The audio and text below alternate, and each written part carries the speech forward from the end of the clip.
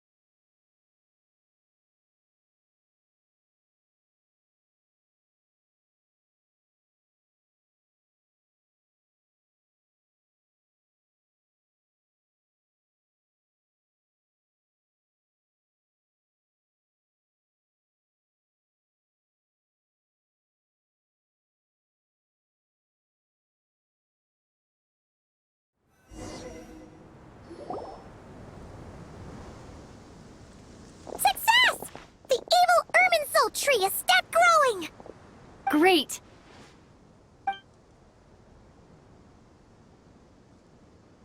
What a display of true courage! The courage to think and the courage to act! I never thought I would witness the shutdown of Irminsul with my own eyes. Perhaps this is human wisdom in action? Indeed, only humans could do such a thing. Gods are few and far between. What was once created for spreading knowledge is now used for another purpose. A rather ingenious plan. I am grateful to you three for your help. Only thanks to you were we able to extend Aru's interference capabilities to cover all terminals. Now, nobody who wears a terminal will have their activity accurately tracked by Irminsul. No matter how many eyes Dotori possesses, he will not be able to see us clearly. Now for the next step. I will need the help of your supreme powers once again. How might we be of service, Lord of Dendro? I need to reach the Eternal Oasis immediately. Right now? In that case, Ibis King, would you agree that this is a fine opportunity to dust off our old tricks? Never. I assume you have that chess set with you? You mean the one you gave to me as a gift? Asking for it back, are you? How could I? You misjudge me. I just wanted to show you another way you can use it. Connect to Safei Shatranj.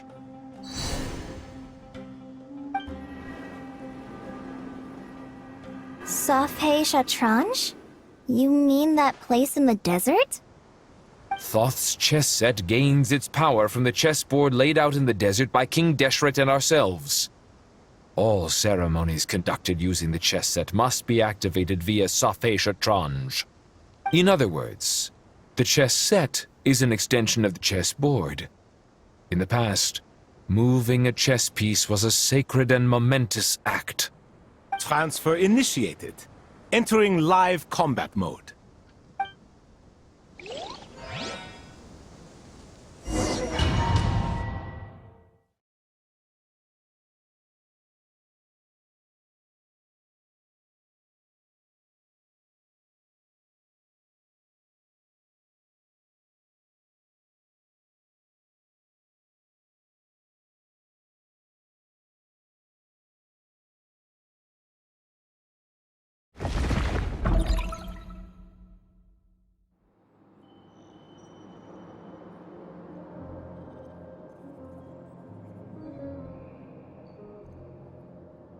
We haven't heard a single word from our spy in the desert. I'm afraid he might have been captured. Never mind. But we spent years turning him. And a lot of Mora. Nothing comes for free in this world, but the loss is not without its purpose. For a small price, we have wasted a precious amount of the limited time they have. Quite a bargain, if you ask me.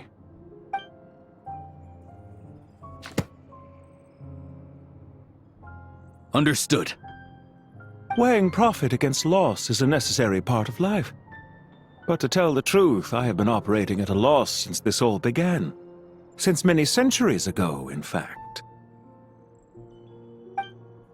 For instance, why would a banker act as the executor of a will? If you hadn't deposited your personal belongings at Northland Bank, I would have no reason to be here right now.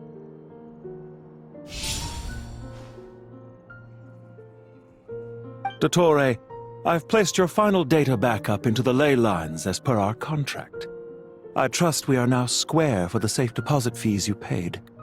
Is it not a little petty to split hairs like this, given our amicable relationship?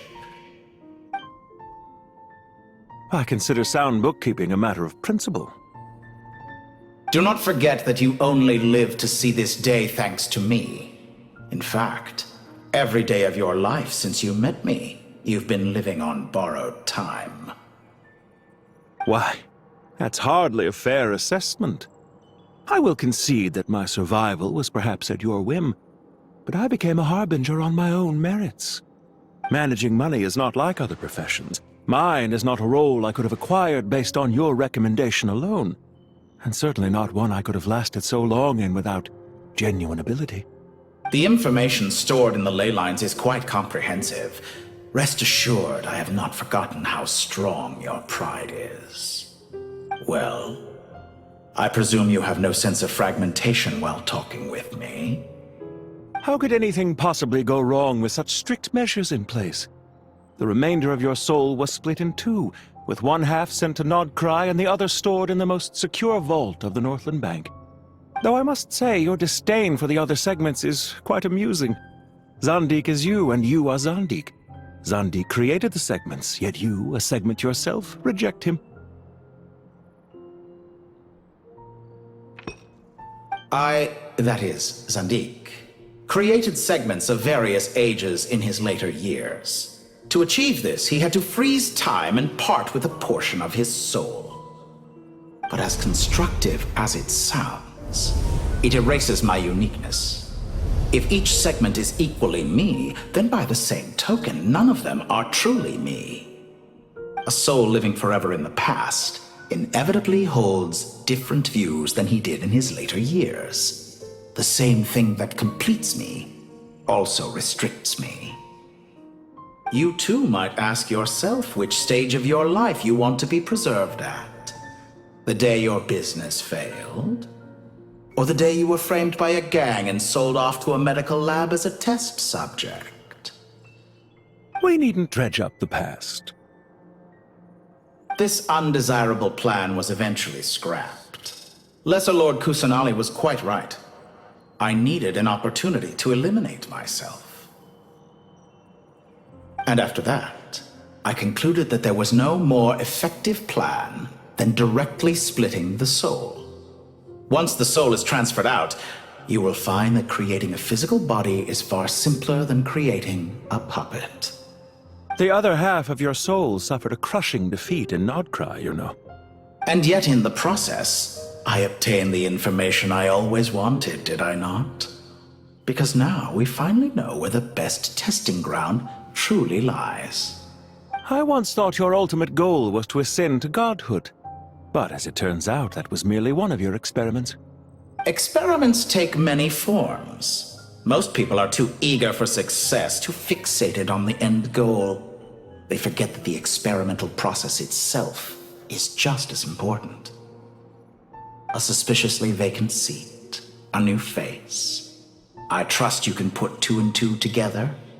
The reason it doesn't exist is because someone tampered with the record.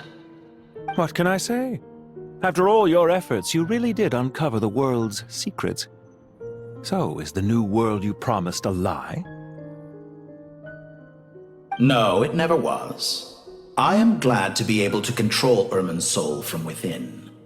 Now I shall attempt to create a new world inside the existing one.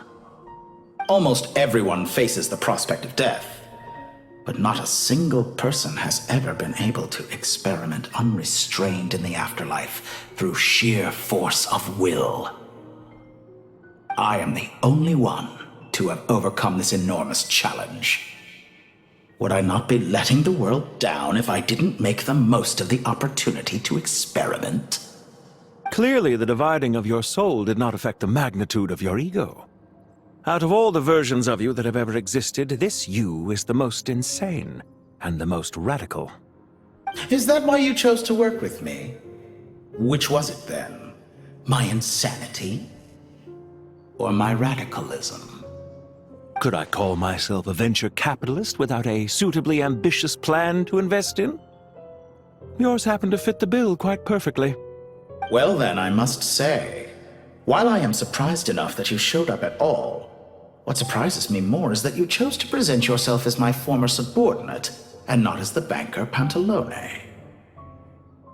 Why make things harder than they need to be? Exposing my true identity in a situation like this would only serve to destroy diplomatic relations between Snezhnaya and Sumeru. I daren't imagine the consequences. Showing up in the name of the original antagonist gives you the recognition you rightly deserve, while also being sensitive to Snezhnaya's predicament. It was an easy win. As for why I'm here, if you're suggesting that your credit is in the negative, I won't argue with that. Many people say that about you. I'd argue that a significant factor in your willingness to cooperate is the fact that you have but a few years of life left after my death. Living and dying together has a way of binding two parties together rather closely. Is it not true that a relationship should be judged by both the positive and negative returns it yields? So some of what I said actually made it into your head after all. It's true that I hope you don't die too soon, but don't you find that a strange thing for me to say? After all, you've already had quite a long life, especially for a human being. Let's not pretend that you're any more innocent than I am. Are we not the same in this regard? We both despise the existing laws of this world, and neither of us enjoy being under anyone else's control. Is it really so greedy to want the world to operate by a new set of rules? Of course not, my dear friend. And as I've said before, mutual interest is the foundation for the most reliable of relationships. You can attest to that. I just hope there never comes a day when I have to work too hard to prove that. Regrator, sir. People have been spotted approaching Sumeru City. How strange. Despite your access to Irminsol's data, it appears the soldiers noticed before you did. They must have found a workaround. Well, Dottore, I trust you know what this means. The fact is... They're coming. They'll breach the city gates any moment now. But even so, I would say Irminsol is a wonderfully convenient thing on the whole. If you do manage to create a new world, perhaps you could plant one outside my office, too. I'll consider it. What do you need me to do? Stall them? The experiment will take time. Stall them for as long as possible. Very well. But you're really asking for the moon here. Have you heard this story? There was once a guilty man, kneeling in the center of a church while an angry mob outside waited to bring him to justice. He pleaded with the gods, begging them to grant him one final request, the chance to finish confessing his sins before he was sentenced. Many suns and moons passed, seasons changed, and still his confession continued, as if he intended to speak until the end of time. Are you suggesting I worship you as a god? Or were you hoping that I might confess my sins to you? Certainly not the latter. That would make my life miserable indeed.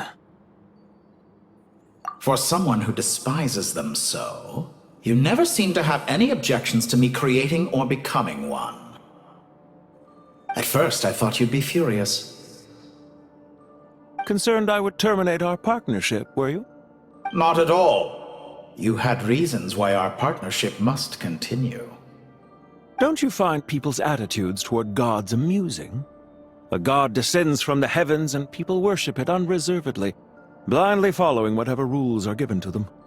And yet, when they see an ordinary person gain godlike levels of power by virtue of their own hard work, they treat him with nothing but suspicion, even if he is a compatriot. Is that supposed to be a compliment? No. I was just thinking. I pity the man who would call you a compatriot. There's no need to be so self-critical.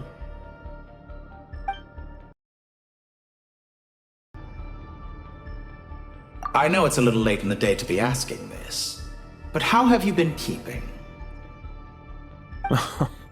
I'm flattered that you would take the time out of your busy schedule to consider my well-being, Doctor. The part of your soul that went to Nodcry caused quite a stir, sending our organization back to the drawing board on numerous fronts. It was quite a headache for everyone involved. Dear me, I must have caused you no end of trouble. You certainly did. I had the rare honor of being summoned before the Tsaritsa with Pulcinella to answer for myself. A terrifying ordeal. Don't worry, I pulled through. At most, it's a public relations nightmare. I made sure of that. Now I'm curious. How did you explain yourself? Oh, it was quite simple. I just pinned the blame on someone who wasn't there to defend himself. I could hardly be expected to defy the demands of someone as insistent as the Second Harbinger, now could I? How you slander me. You know full well that I am perfectly amenable to reason. There's no question that you are partly to blame for the ruin of my reputation over the years. Do you have anything lined up for when this is all over? Hard to say. Field work always takes quite a toll on me, as you know. Once I'm back at Snezhnaya, I'll start with a well-earned cigarette. Why are you so eager to ruin your lungs after I went to the trouble of replacing them for you? If you have an issue with it, feel free to try to stop me. What's on your mind? The limits of humanity. It's a pity. Despite running countless calculations, I find there is simply no way to reduce any further the amount of one's soul required to sustain an individual. It's rare to hear you admit to being unable to achieve something. I beg to differ. For instance, as I've told you before, the original me was prone to motion sickness and couldn't make long train rides. Ah, yes, of course. One of the reasons you often sent yourself out on errands. What are you thinking about now? A new experiment. In the event that my soul was depleted, say we extracted my data from someone else's memories, yours for instance, and then combined it with your intact soul as the base material, what would we create? Such a scenario would be impossible. Oh? As long as your current soul survives, there will be no need to create a new individual. Don't forget, you were the one who approved of the present situation wherein only one Dottore remains. And if you ceased to exist, who would be capable of performing this experiment?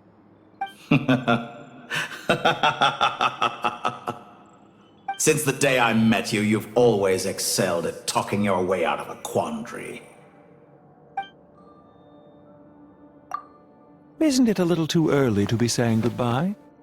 Not that I wish to keep you from your business, of course. Very well.